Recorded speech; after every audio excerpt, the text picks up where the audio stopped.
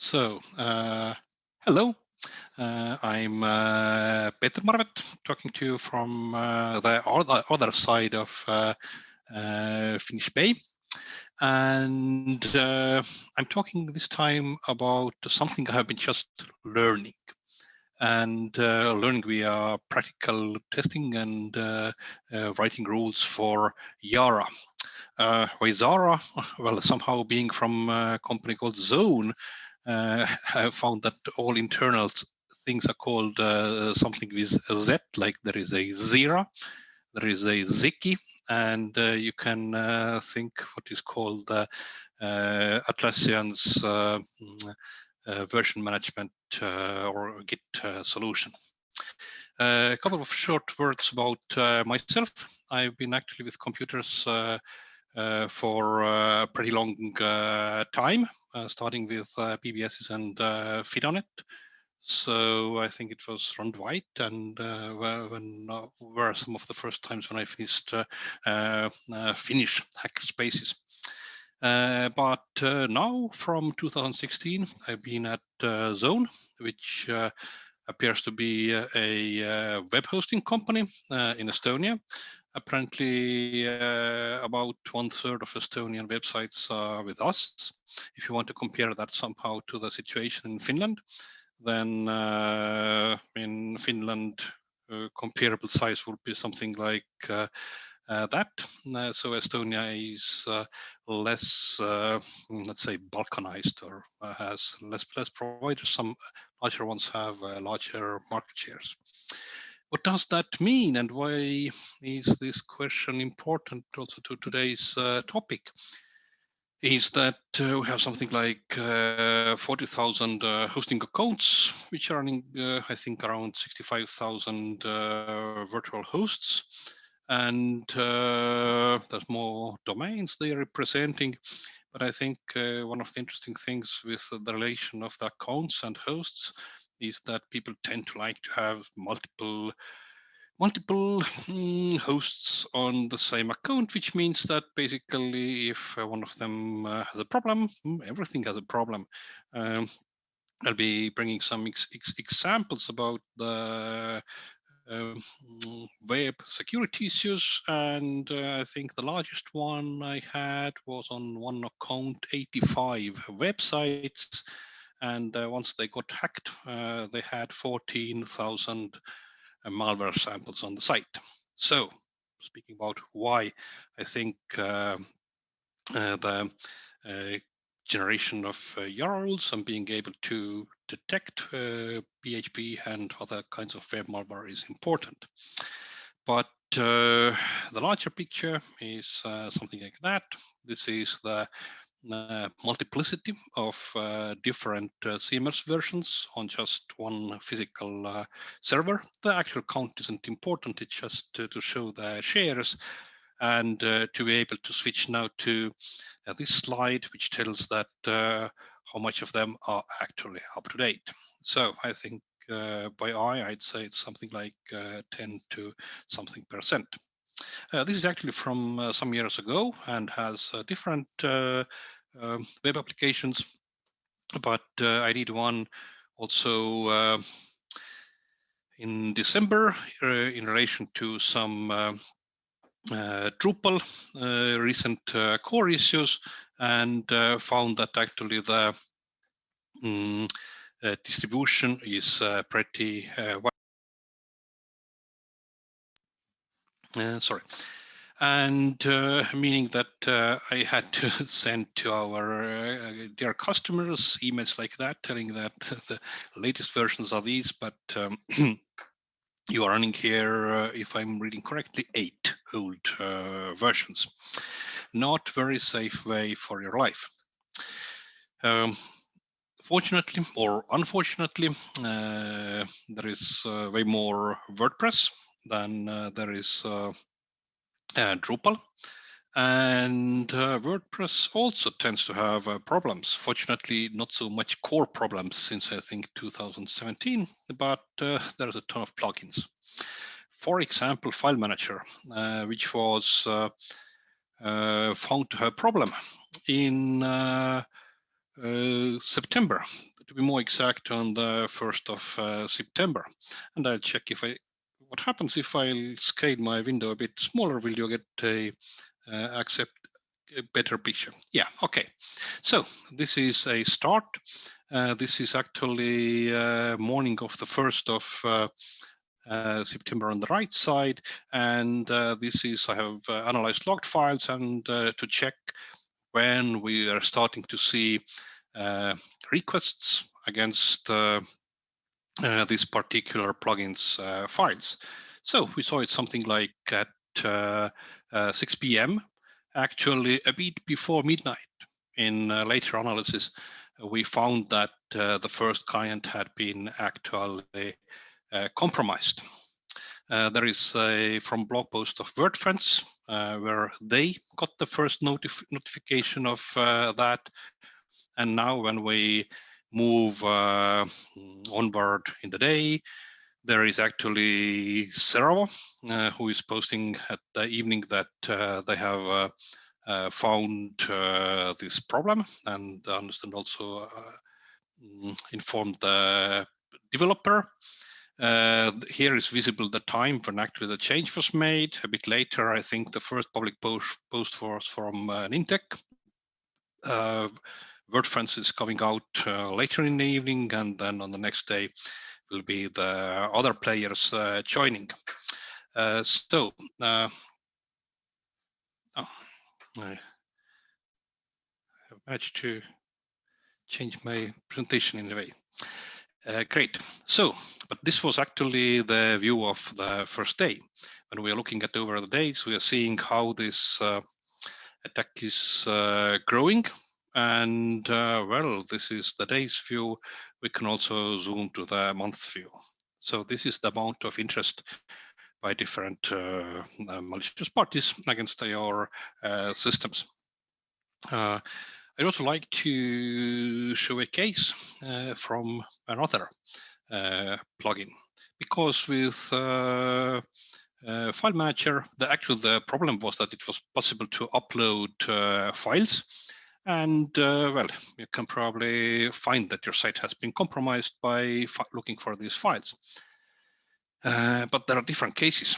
For example, the duplicator plugin, which was a bit earlier in 2020 February, it is visible that actually the start of the incident by our log files was at around the 10th of February.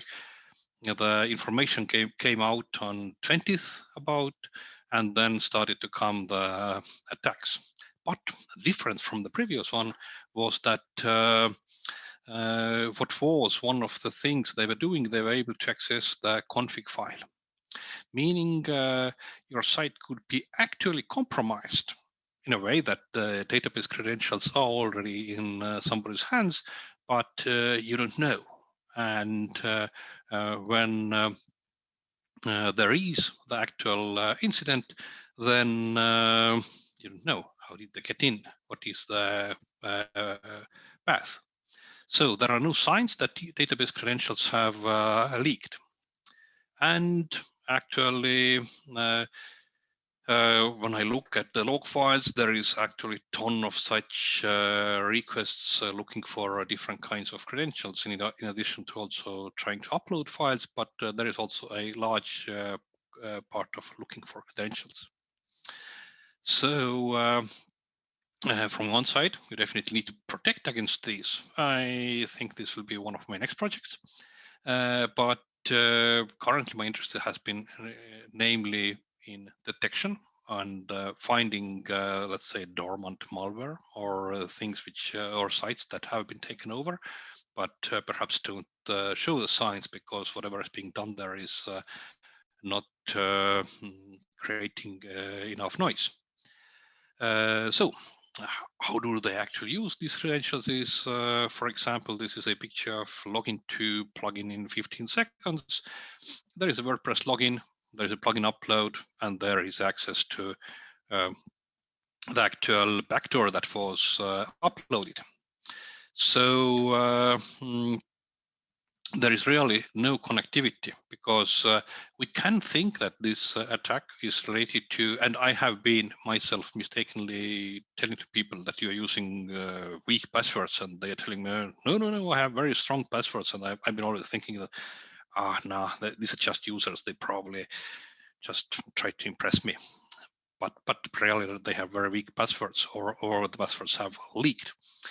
But while investigating another case, I actually found in log files of a multi-tenant server that there was the website number 1, the blue one, and the attacker came in, checked that they didn't find their backdoors. They went to VP admin, and then they actually moved to a different website on the same server. And because shared servers usually, because they're using the same IP, there is a possibility to access the SQL. They had planted on another site, the a.php is adminer, and they went there and changed the admin's password, and then came back and came actually the installation part. So to deal with these things, I actually started to think that how can I start to see in larger servers the files, how I can detect the compromised files, because if they are sharing something Viagra links or directing to bad places, or sending spam, then I know. But there are probably a lot of sites like this one, which could be used just to basically do lateral movement. So I came to the question that the first phase for me actually is to be able to collect some samples. Then I can come to the part of writing actual rules to detect these samples, and then hopefully there will be profit, or maybe just safer internet for everybody. So we need first samples. And I had been working for some time with a tool which I named CTimer. The idea started while I was looking at how my colleagues in second level support are trying to find the compromised on the compromised websites the malware and whatever has been done. So I wrote a simple, very stupid PHP script, and it looks like that. So we can take a sample website, which is, as it appears, named according to a well-known virus research laboratory. So this is also biosafety level 4 or 5 virus research facility I'm using here. So I can upload it to a website, which is the easiest way, and I can have it check. Apparently what it's doing, it's grouping files by something called ctime or change time, which is in the Linux the time of the inode, the actual file object, not the date, which is changeable by users, and which is very often done by actually attackers. They are very clever at putting believable dates on everything they upload. But as ctime is written in, let's say, kernel rights, this can't be modified. Okay, they could set all files to newer date, but that would be also visible here. And I found that as often when attackers are doing something, they tend to be doing these things in different catalogs in this site, meaning that it's very difficult to actually find what they have been doing by just going through the directory tree, catalog tree. But when I'm grouping the things by these actual change times, then I can easily see the patches where something has been changed. And it kind of has given me through the years a ton of clues about what's happening on the server side. I hope they're not changing their tactics, because then I need to add more auditing on the server side to catch this information. But there will be tools for that also. Now, in fact, I have been trying to do that in more automated way, because I need to have a lot of different samples, and going through sites and manually uploading files is difficult. So when there is a possibility to get access over SSH, I'm doing these things just remotely and getting the files which I can inspect then locally. Fortunately, when I wrote the tool, I also added the possibility to download a JSON and inspect JSON files. So these JSON files are either manually downloaded from the server or generated using the shell script, which is, by the way, also in the repo that I showed you earlier. Now, we have the file. We have it nicely in my local file, local system, so I can inspect it. I can inspect it later, and also there is no possibility that attackers are seeing what I'm actually doing, especially when they are not watching the HelSec stream on Twitch.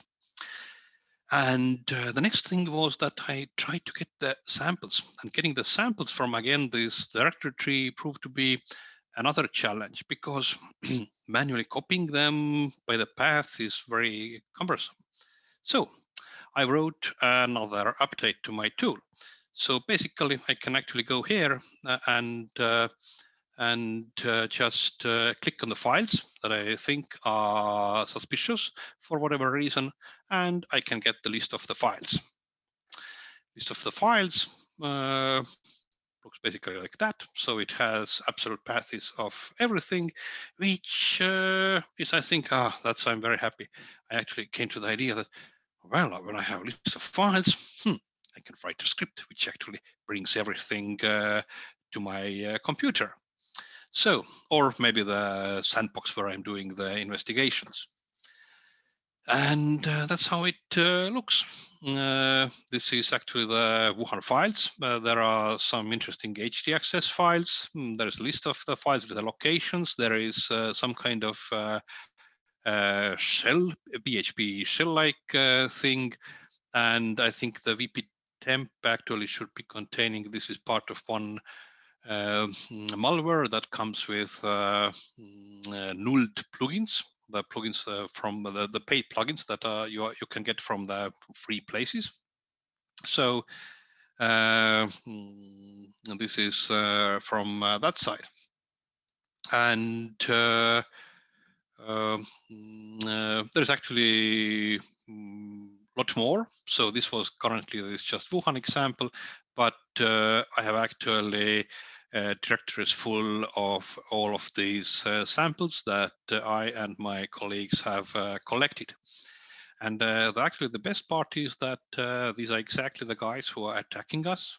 And as we are doing the cleanup and finding new finds, we are adding to our library, meaning that unlike some generic let's say antivirus or malware detection solutions, we actually have the fresh rules, which is very important. In fact, I took the folder that you just saw and uploaded it today to VirusTotal. And just on the left side is the, I think, too small to read list of, I think, 55 files from my latest rule writing job. And what we are seeing that most of them, even on a system with multiple detection engines, most of them are not detected. And if there is something that is detected by one, then usually it is separate one. It isn't, this one here doesn't mean there is one engine which is detecting everything. No, there is like 10 different engines. Doing a bit more calculations in Excel, I was able to find that out of these, I think, okay, 54 samples, there was more than 20 detecting engines for 3 files or 6%, and at least one was for 50% of my recent samples. And that despite when I look at the date list, I see that there has been a bunch, about half of the files that I have uploaded, but some others which have been uploaded already much earlier. So when we are coming to the question of PHP malware that's actively used today, then we can safely say that actually probability of detecting them with most of the antivirus products is pretty low. There are some known web shells that are detected, but like WebSo, which is 27 of 60 detected, but most of them are not very well known. So, and now we are coming to the question of writing Yara rules. Again, I'm not going to go too deep into that because there is a really great manual out there, but as I will be showing the rules, then it's better if you know a bit about the syntax. So this is a typical single rule. It has a keyword rule. It has a name. After colon, it can have tags. Tags are just for, let's say, reporting purpose. You can list them later. There can be meta information, completely whatever you make up, something equals string or value.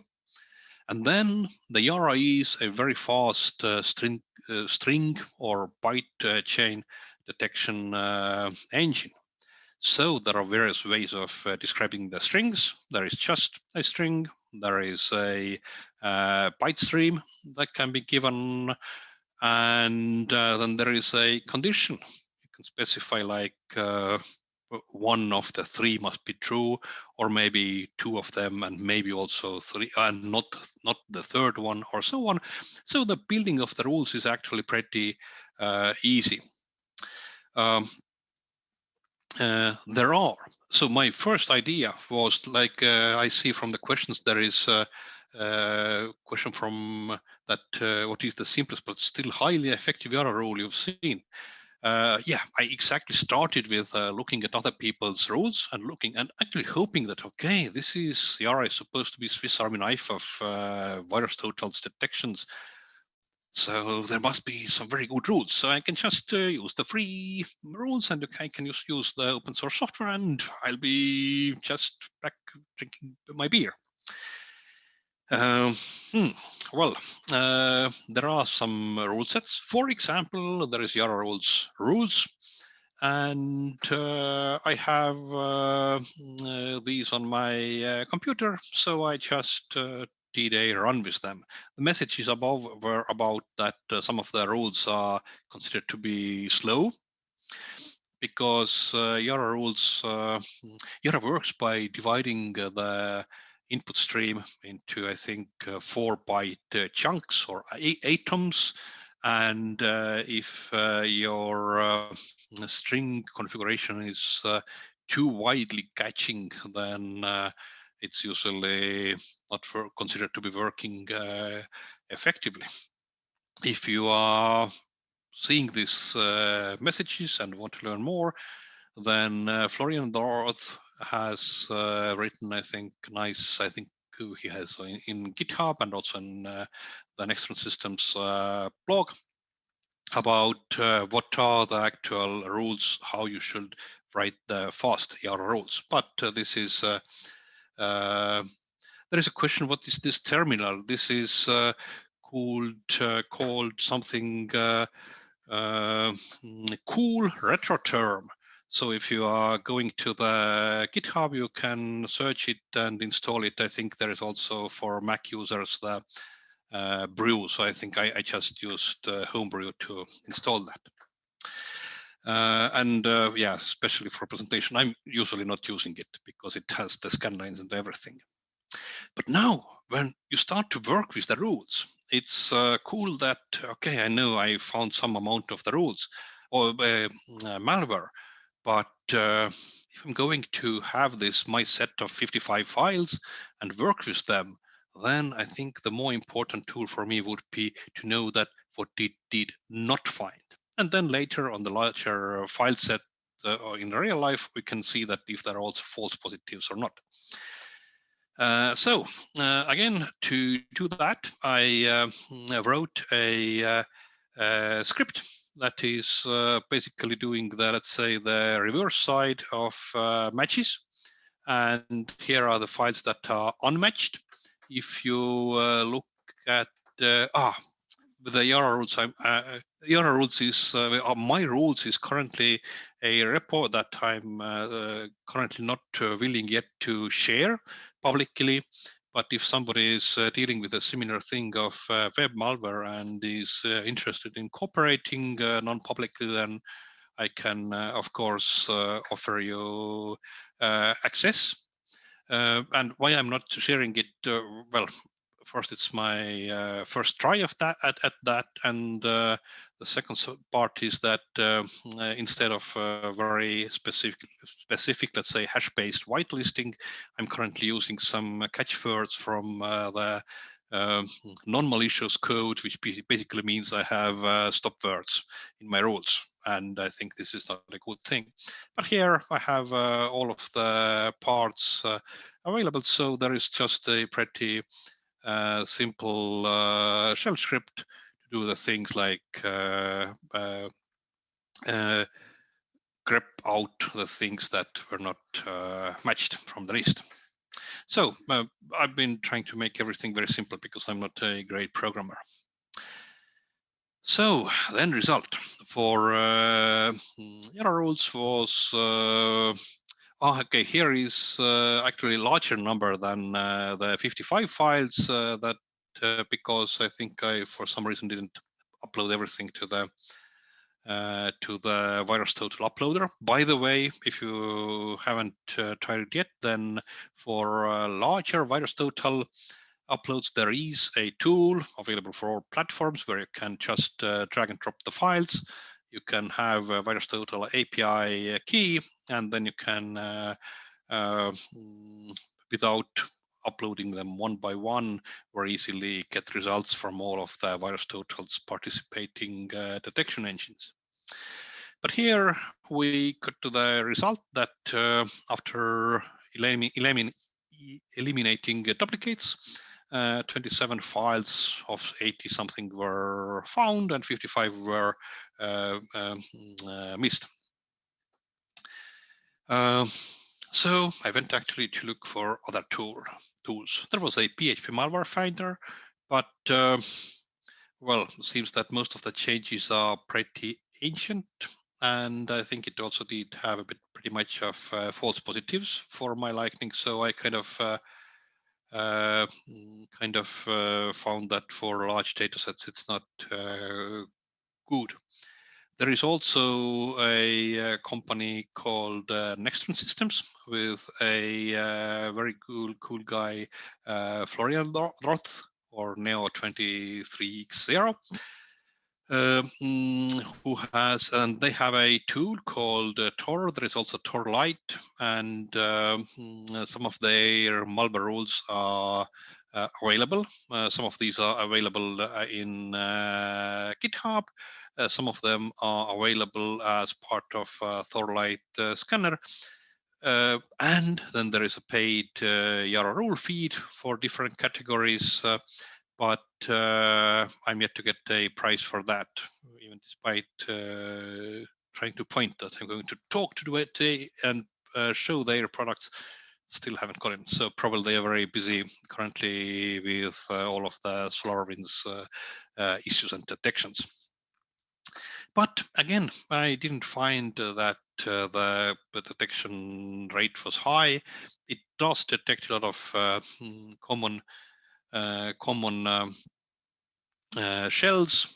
And if you are interested, again, there are on GitHub multiple sources for different web malware to try. But for me, as I'm trying to solve today's problems, not in the theoretically just learn to write the error rules, these samples are which ones I should actually consider important. Are they used in today's attacks and so on? So I started writing my own rules, and well, it's not a bit unhonest here because I wrote them using the files I have. So of course, the fact that they are doing the matches is something that's expected, but I actually was able to write rules that I think are pretty tight, not without too much false positives, and catch most of the things that I have found in our clients' systems. So again, I came to the error rules from something I did, also a presentation on HelSec, I think in May 2019, where I was externally scanning websites.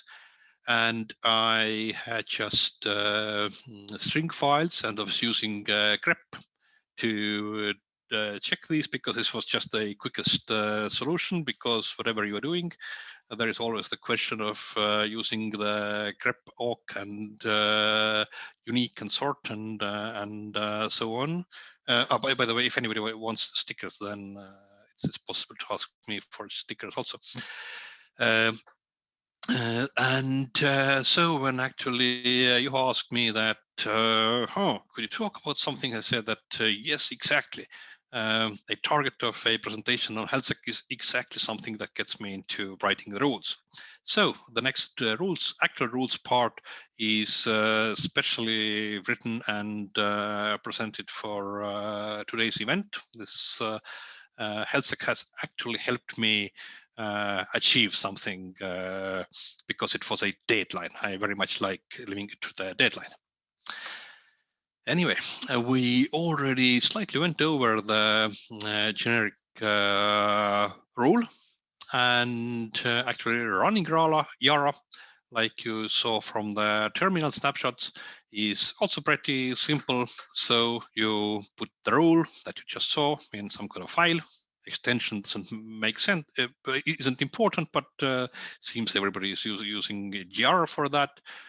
And provide it recursively, use the rules and scan someplace for files. And it will output the matched rules and what it found. If you want to know what exactly it found inside the file, you can add S for strings, and it will output your nicely coded parts that have been matched. If you want to scan larger file sets, then it's possible to add P for parallel for multiple threads, like, for example, to scan with 10 threads. And here is also N for not following symlinks, which on larger environments and especially with malicious users inside, they do tend to make symlinks to the root folder. So to avoid all kinds of loops, this is very important. I think it isn't currently in released version. This is a bug fix. And there is a compiler which can make you compiled file of all of your rules, so you can very nicely keep them in how many parts you like for easy management, and it will give you just one file which you can use later to scan or maybe distribute it also. So this is my main rule set. Currently, as you see, I have also as submodules different other tools to possibly include. And then let's see something, some of the samples that I have been looking at, and start from simpler ones. This is a great greeting from Xang Sadu and Bajatax, which whom I fortunately or unfortunately haven't met in person, but I do recall they were pretty active also during the um, file manager case in September last year, and I think I saw them also in attacks related to PrestaShop. So they have possibly some nice scanners to find vulnerabilities in multiple targets. So this was probably also one of the first rules I started to write. So I started by having strings. I'm trying to have both the name of the rule and actually the strings, something meaningful. Sometimes they are just code 1 and code 2, but if possible, I try to make them understandable what's behind something in the rules. So, and any of them. So perhaps if there is some XARU in the text of the file, then it won't be goodware. It must be somebody by these guys. So pretty simple first rules. Then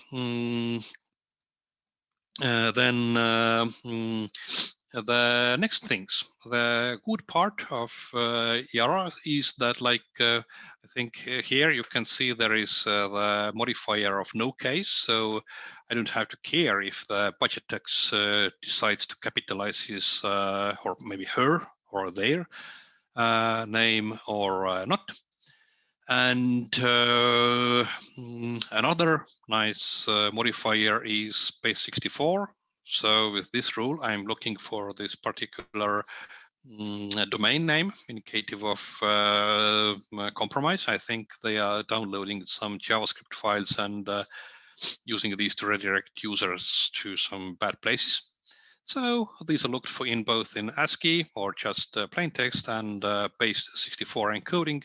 So actually, if the file contains this base 64 encoded URL, like it currently in this example does, then I can just have my rules very nicely in plain text and making it much easier to um, uh, manage and understand. Let's move on. This is actually a very cool piece of malware, and I have used it to show a couple of things. For example, if I'm not very sure about if all of the strings are actually always pointing to something malicious, which, well, base 64 decode post might be most of the time malicious. But there could be also something, maybe something is processing age checks or something like that. So all of them, in this case, to make sure the rule is very tight, or any of them to make sure that this function call, and especially when it is base 64 encoded, I don't think there should be move uploaded file in base 64 encoded format anywhere in the normal software. I haven't seen it yet. So these cases. This particular malware, as you can see, I've picked just some common strings that are there, and hopefully it matches most of the uses of this malware. But I need to stop on this malware because I think this is so cool and gives a chance to describe it to some other things. At first, as you see, the string is in hex notation PHP string. But what is this thing? Turns out that such calculation thing is going to give us assert. Okay, so this thing is assert. This, that. But that doesn't exist.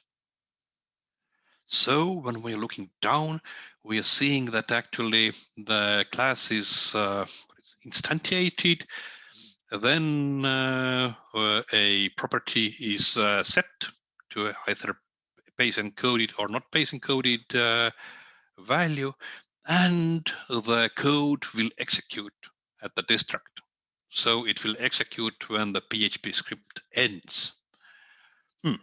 Very nice reverse thinking. I'm not sure if it's just to confuse people, or was there some specific need why they did want to run the code at the end of the process for whatever reason to be not doing it earlier. Speaking about fancy code, which you may need to detect. So just two nice samples. The first one I found when I was looking for a shell that was called marijuana, I think, .php. And the guy had in their repo this really cool looking shell full of, I don't know, smileys or whatever. It really works. It really works. If somebody wants, you can ask me later. I can share you the code because the guy actually took it down. I'm very sorry. So it was such a fancy shell. So as you see, it has been composed to contain no letters whatsoever. Okay, it has short tags, which doesn't make it run everywhere, but it's just to keep the alphabet out of that. And a really cool JavaScript cross-site scripting in cuneiform. It does work. So again, found from some repository of shells, which I found, the shells I found on live sites, and then I found, oh, cuneiform cross-site scripting. Cool. There have been there was a question about one of the most effective Yara rule. Effectiveness. I'm not expecting to write a very effective Yara rule because I'm mostly trying to target them to find specific cases of malware.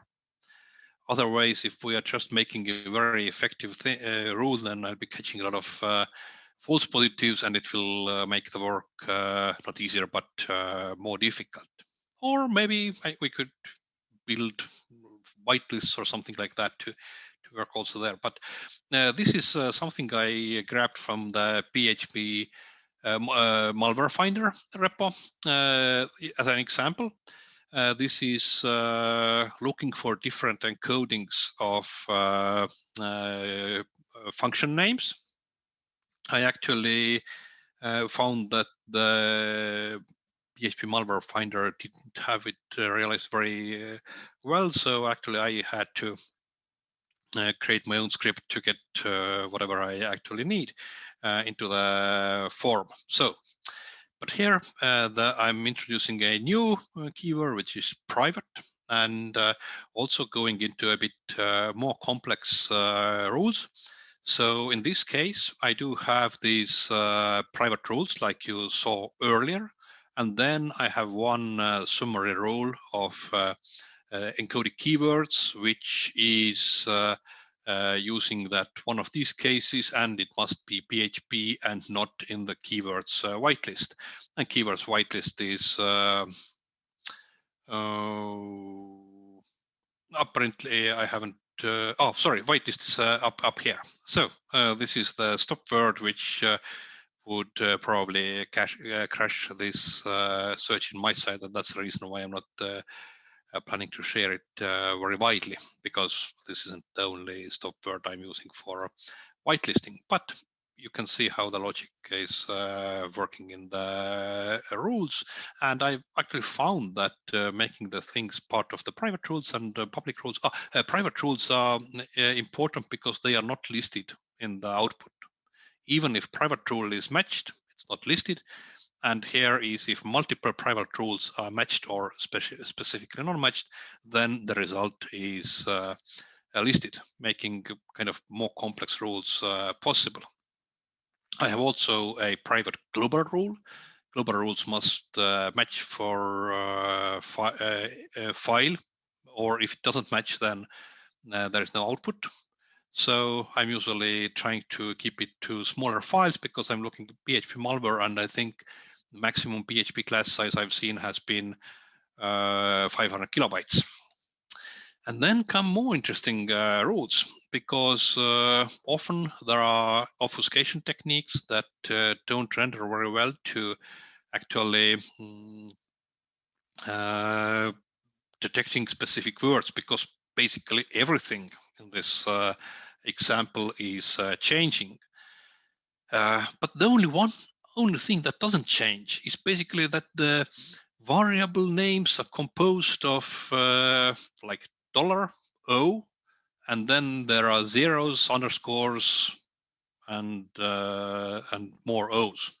And I think the length of these things is usually between 5 and 10 characters. So here we have a regex string describing this one variable, and here the condition is if the count or the number of variables is higher than 10, then probably this is the case of malware. And again, I've used a private rule because getting a list within strings of all of these variables is pointless. It's just enough if this rule reports that this rule has been matched, and I can safely get output with all of the strings and analyze them easier. Now, here's actually, I think, one rule writing technique that I have started to find more and more useful for especially these kinds of things. And this actually comes from Florian's Tor light set, and it is a known Weavely web. It's not so much, yeah, it is actually, let's say, a real shell where you can actually interact over command line very, very nicely with that. And again, here we are seeing rules of defining the Weavely's variable formats, because the variable formats are variable names are completely random, and setting the ring that we need to have all of the strings, and also specifying file size, for which for Weavely's shells is very specific. And there is cool. There is integer 32 at the position of 0 with such a value. Today, actually, this was actually today when I was preparing the first time I saw that. What the hell is that? But actually, this integer is beginning of the PHP at the beginning of the file. So it's basically if it's PHP file and contains these things and so on.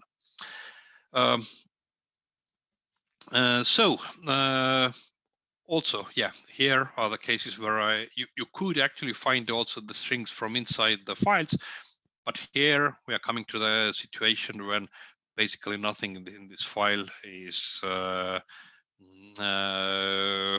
easily considerable as text. So again, we can consider some things like at the start and at the end of the file, some strings which point us to the right direction.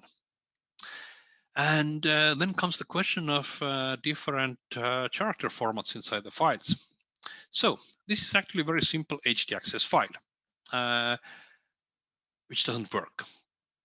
So as you see, it's meant by somebody to block access in some folder to PHP files. So the developer was actually sure that there can't be any malware inside this folder because he has a very good htaccess file protecting that. And I was seeing from log files that the malicious actor was coming in and going out through exactly that. And I didn't understand why it doesn't work, because this is completely correct syntax. And then I actually found I think I spent like a couple of hours on trying to understand what's going on. And then I opened up the file in hex editor, and turned out that this was homoglyph. So somebody is cleverly using the second P of .php as Russian R. So absolutely cool. So here's the rule to detect that. So I'm calling this the homoglyph guy. because I've seen him in a lot of places around, or not a lot, in several cases. And actually, the SQL lateral movement example, I think, was the same guy who was doing that.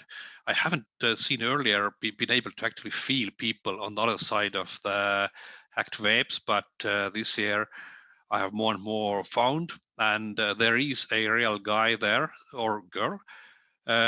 Because I used to have something called dumpsec, which I was using to try to log post records without using um, any more complex tools like mod security for that. So I just wrote a simple tool which I used in PHP as a prepend script.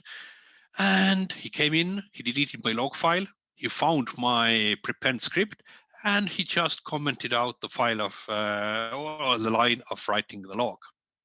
So this is, I think, kind of interesting thing to see on our other side. And then come more interesting things like which I actually can't because the string what Java doesn't do and might I really like if it did do was support different kinds of character encodings inside strings.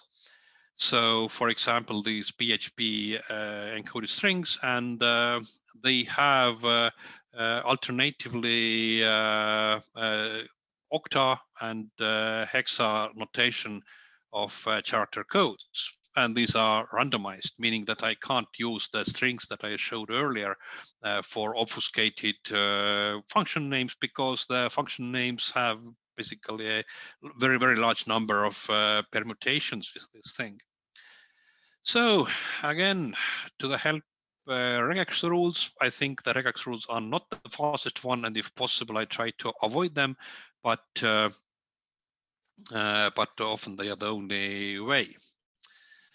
And back to very easy things like shells, which are usually found by tools, by these common libraries. And to conclude the talk, something especially interesting I found just, I think, a couple of weeks ago.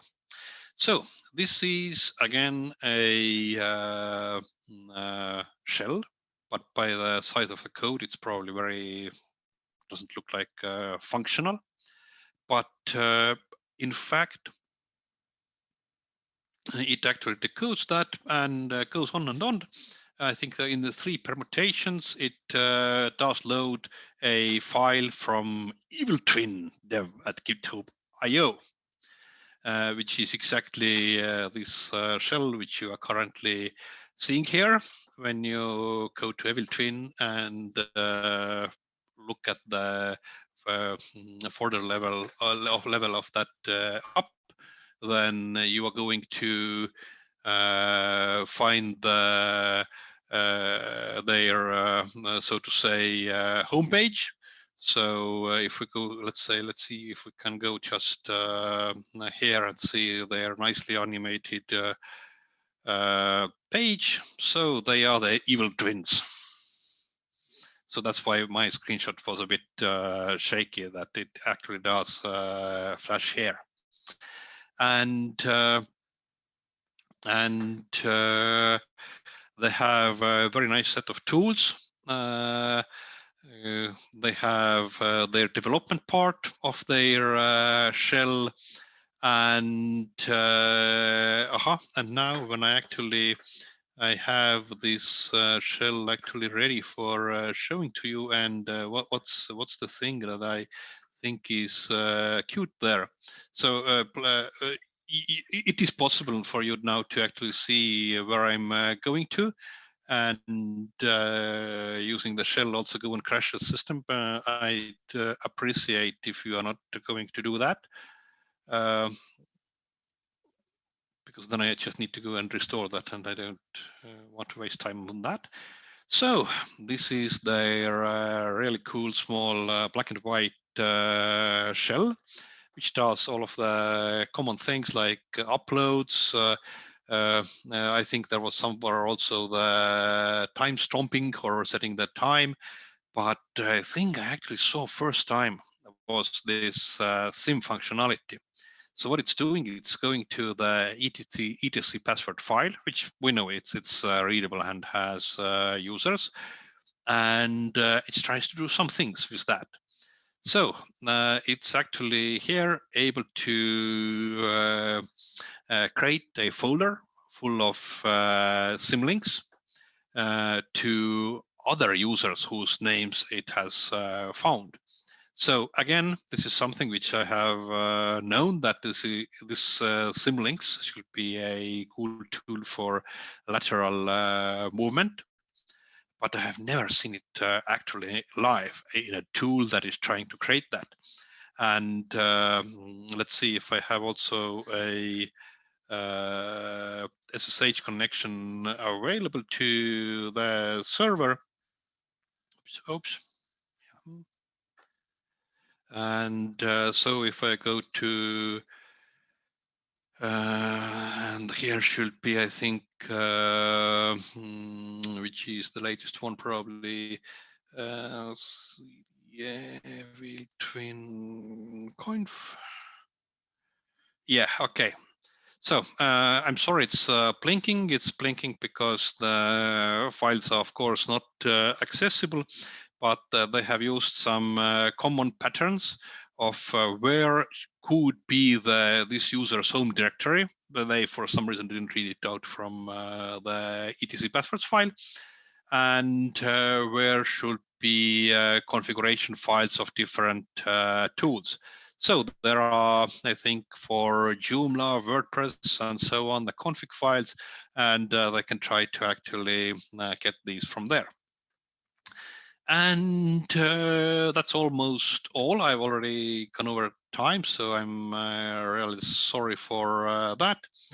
I've actually done one more thing, and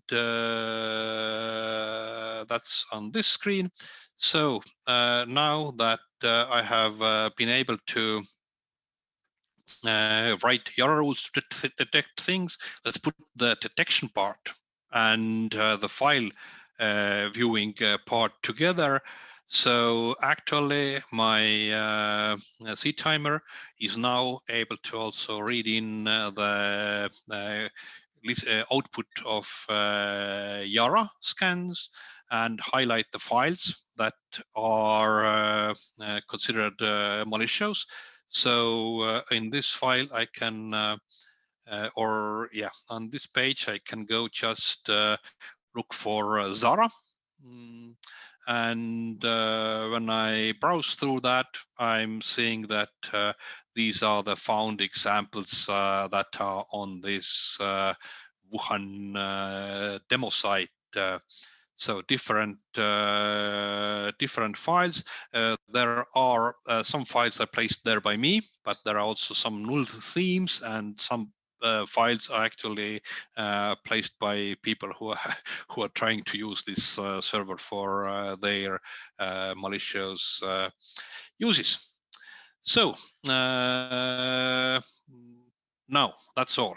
I went over 6 minutes. I'm very sorry. Are there any questions? And I do know there are actually questions. I'm just, before taking the questions, I'm just removing the shell from server, but actually knowing if somebody took notice of the C timer's file's name, then it should be possible to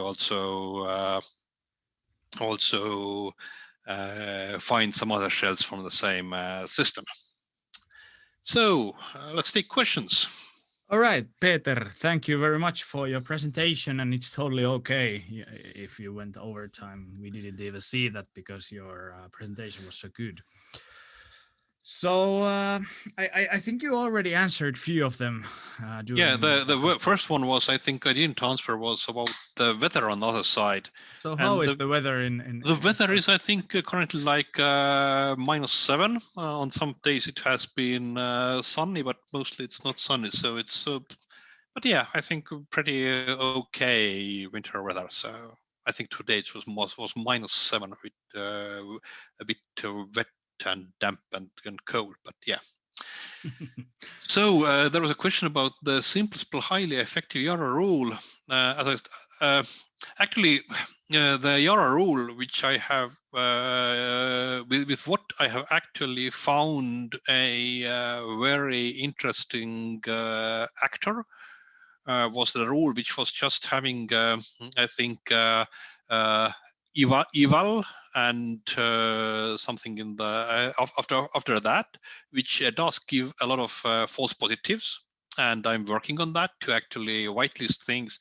I was kind of thinking it was one of the first stupid rules I wrote, and it actually has helped me find a real actor in some place where I didn't have other rules much. So there are some rules which are giving false positives, and these can be useful. And also, I think in the general rule writing context, the thing that I showed with Weebly and some of my own examples is something when you are dealing with obfuscated code is it's not the one rule that does all, but it's a pattern that is very useful. The next question was, what's the worst CMS in cybersecurity wise from my point of view? I think everything that doesn't have a simple update path. Like, for example, I showed the screen of Drupal, and it has been becoming more and more difficult to upgrade Drupal. There are a lot of problems with PrestaShop, because especially from 1.6 to 1.7, there is a need to rewrite. And people are not wanting to do that. There are similar things with Magento. There is a lot of old Joomlas. So I think the common answer is anything that can't be upgraded is destined to burn in hell.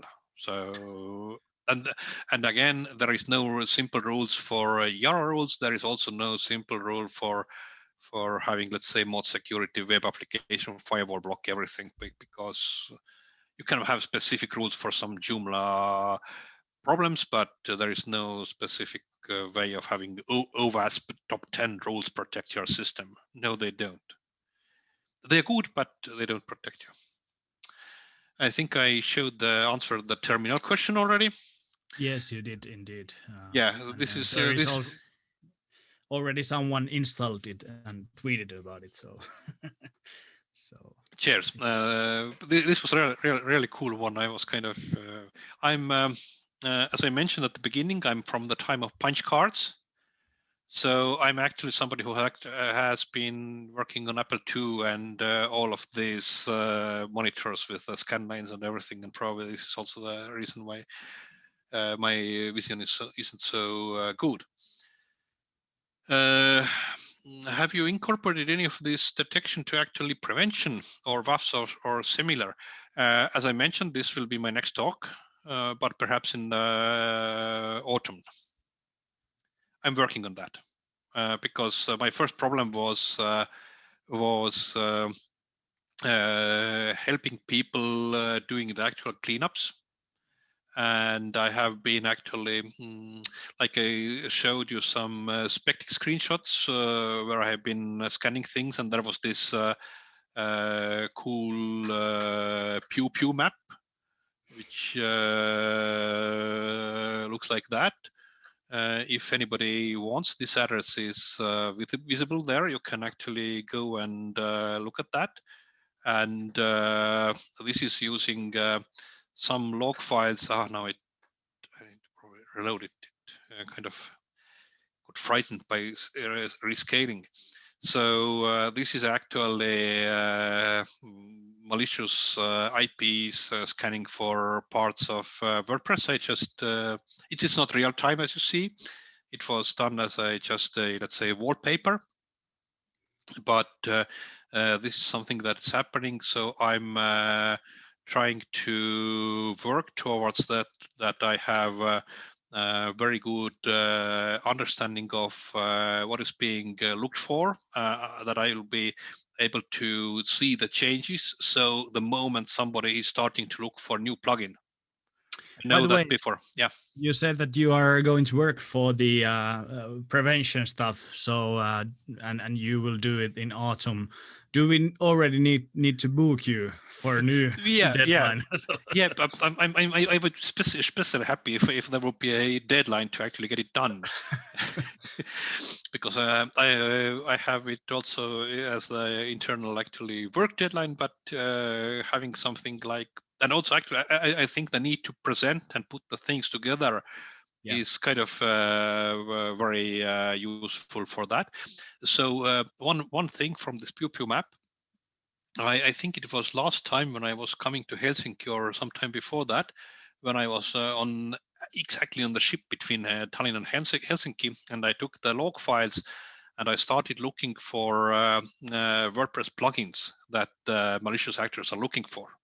And then I started to check if I can find from VP vulnerability database these plugins, or some CVE or exploit DB or wherever. And unfortunately, I ran out of battery and lost the Excel file finally. But I think I came to the conclusion that I think about half of those that they are looking for were not at that moment in any of the public databases. So actually, if you're thinking that you're looking at VP DB or something like that, exploit DB, and you know now everything, no, you are knowing these which have been reported there. There is a ton of things that are not available there. But yeah, I will be. Yeah, all right. Hey, but we are running out of time Yeah. today. So if you have time, you could answer the rest of the questions on Discord, so people will get their answers for the questions. Yeah, sure. Can I answer there in this stream questions channel also? Can you allow me, or in the main channel? On the main channel, so Okay, we can pin them there. But thank you very much, Peter, for coming to our meetup, and we will have the closing words in a few minutes. Stay tuned. Thank you for inviting.